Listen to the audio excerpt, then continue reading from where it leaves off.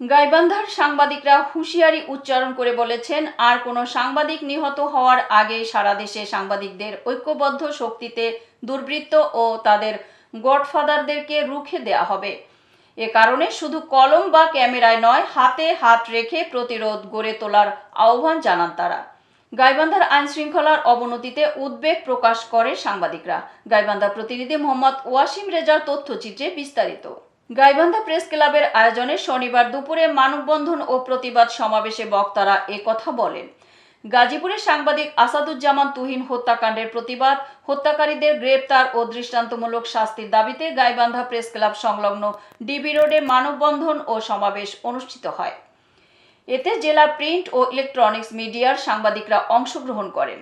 Gaibandha press ক্লাবের সভাপতি অমিতাভ দাস হিমুনের সভাপতিত্বে মানববন্ধন ও সমাবেশে বক্তব্য দেন সংগঠনের প্রধান উপদেষ্টা KM রেজাউল হক, সাধারণ সম্পাদক ইদ্রিস উজ্জামান মোনা, সিনিয়র সহসভাপতি রেজাউল নবী রাজু, যুগ্ম সাধারণ সম্পাদক মিলন খন্দকার, সাংগঠনিক সম্পাদক রজত কান্তি বর্মন, নির্বাহী সদস্য ফিরোজ কবির মিলন, খায়রুল ইসলাম, ঋতু প্রসাদ, লালচান বিশ্বাস, সময় টিভির SM বিপ্লব ইসলাম, প্রতিদিনের কাগজের প্রতিনিধি তৌহিদুর রহমান তুহিন, সাংবাদিক জান্নাতুল ইসলাম নাইম, শাহিন নুরি প্রমুখ। অনুষ্ঠান পরিচালনা করেন গাইবান্ধা প্রেস ক্লাবের যুগ্ম সাধারণ সম্পাদক মোহাম্মদ জাবেদ হোসেন। বক্তারা সাংবাদিক তুহিন হত্যাকাণ্ডের নিন্দা প্রতিবাদ জানিয়ে অভিযুক্তদের সর্বোচ্চ বিচার দাবি করেন। এছাড়াও বক্তারা সারা দেশে সাংবাদিক নির্যাতন বেড়ে যাওয়ায় উদ্বেগ প্রকাশ করে সাংবাদিকদের বিশেষ নিরাপত্তা প্রদান ও সাংবাদিক সুরক্ষা আইন প্রণয়নের জন্য সরকারের প্রতি জোর দাবি জানান।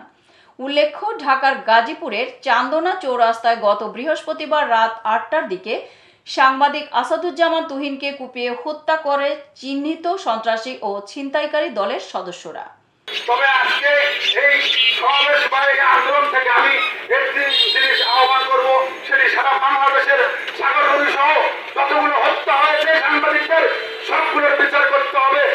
সাধারণ জনগণের বিচারকে আপনারা সময় থাকতে সকলেই সচেতন হন, দায়িত্বপূর্ণ হন, নিজের দায়িত্ব পালন করুন এবং একটি স্বাধীন দেশে একজন নাগরিক কিভাবে চলবে না তার অধিকারকে সমুন্নত করুন। এই রাষ্ট্রে মাথা উঁচু করে একজন নাগরিক হিসেবে বাঁচার অধিকার দিয়েছে। যদি আমার আপনার এখানে যারা চারপাশে যারা শুনছেন তাদের সবার সেই অধিকার রয়েছে। এতক্ষণ সঙ্গে থাকার জন্য ধন্যবাদ।